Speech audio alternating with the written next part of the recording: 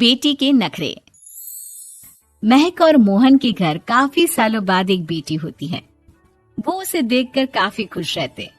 उस बच्ची की छोटी सी छोटी चीजों का ख्याल रखते। अरे महक बेटा, चाहे लड़का हो या लड़की, इतनी आजादी नहीं देते, बच्चा बिगड़ जाता है। आपको पता ही क्या है सासू माँ, चुप रहिए। हम दोनों कमाते ही क्यों हैं? इन बच्चों के लिए ना। देखिए तो कैसे प्यारे प्यारे पैरों से चल रही है, कितनी प्यारी लग रही है। अब मैं क्या इसके पैर काट कर बेड पर बिठा दूं इसे? अरे मैंने ऐसा तो नहीं कहा। मेरे कहने का मतलब ये था कि बस करो ना माँ, क्या सारा दिन टोका चाकी करती रहती हो। अरे करने दो ना जो कर रही है।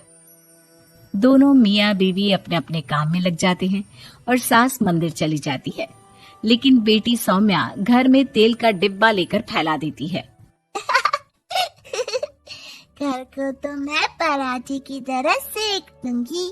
मैंने सारा तेल फैला दिया, अब मैं इसे सेक दूंगी। महक कमरे में आती है जहाँ सारे तरफ तेल ही तेल फैला हुआ होता है। अरे मोहन देखो तो, अपनी छोटी सी बच्ची की हरकत, पूरे घर में तेल फैला दिया। मोहन भी आकर हंसने लगता है। छोटी सी सौम्या को लगता ही नहीं कि उसने कोई गलत काम किया है। वो भी खुश हो जाती है। अब तो आए दिन वो कोई ना कोई नया नुकसान करती। कभी टूथपेस्ट गिरा देती तो कभी डिटर्जेंट। हालत ये थी कि घर का राशन किसी किसी महीने तो 2 बार भरना पड़ता। रोज ये कोई ना कोई नुकसान करके खड़ी होती है। अरे तो क्या हो गया माँ जी, बच्ची है, बच्चों वाले काम ही करेगी ना। आप बिना पता नहीं क्यों उसी के पीछे पड़ी होती हैं। धीरे धीरे सौम्या बड़ी होती है। एक दिन, माँ देखो दरवाजा खोलो, वो ऑनलाइन मैंने जीन्स मंगवाई थी, वो आई होगी। 3000 दे देना और पैकेट ले लेना। 3000? ऐसे कैसे जीन्स है बेटा, ये तो बहुत बड़ा अमाउंट है। माँ फालतू बात थोड़ा कम ही किया करो और जल्दी जाओ, वरना समझ लो खाना नहीं खाऊंगी मैं आज सारा दिन। सास वहीं खड़ी सब देख रही थी, लेकिन अब तो उन्होंने भी बोलना छोड़ दिया था। अब तो आए दिन सौम्या के खर्चे बढ़ते ही जा रहे थे। कभी महंगी ड्रेस तो कभी दोस्तों के साथ पार्टी। पैसे दे दो तो ठीक, ना दो तो घर में कलेश। ये सब तुम्हारे ही कारण हुआ है। देख रही हो कैसी हरकतें हो रही है इसकी। रात के 8 बज गए हैं, लेकिन महारानी जी घर पर है ही नहीं। तभी सौम्या पड़ोस के लड़की के साथ वहाँ आती है। ओके बाय रोहन, कल फिर मिलेंगे, लव यू। ये क्या हरकत है सौम्या, आज तो तुमने हद ही पार कर दी। पापा कब से परेशान है। और ये लड़का कौन है? तभी पास खड़ी सास बोलती है। देखो महक, आज तक मैंने कहा नहीं था, लेकिन मैं आज कहूंगी, क्योंकि ये मेरे घर का मामला है। मैं नहीं चाहती कि मेरे बेटे का खानदान खराब हो या फिर कोई हम लोगों के घर के लिए बात करे। जाओ इसे ऊपर कमरे में छोड़ाओ, इससे कल बात करेंगे। मॉम देखो ना दादी क्या बोल रही है, चुप कराओ ना इनको, जैसे हमेशा करा देती हो। महक को अपनी गलती का एहसास हो रहा था। वो चुपचाप खड़ी होती है। मोहन बेटी को अच्छे से कमरे में सुलाकर माँ के पास आता है। देखो ये लड़का ठीक नहीं है, अब तुम लोग इसकी शादी करवा दो। ससुराल वाले अपने आप देख लेंगे। शादी के बाद जिम्मेदारी पड़ेगी तो सब ठीक हो जाएगा। शादी अभी तो 25 की है ये। तो क्या 50 तक बैठाओगी? नहीं नहीं, ठीक कह रही है माँ, इसके लिए जल्दी से कोई लड़का देखता हूँ। अगले रोज सौम्या खाने के टेबल पर। मैं आप लोगों को बता देती हूँ, मैं रोहन से प्यार करती हूँ और उसी से शादी करूंगी। रोहन?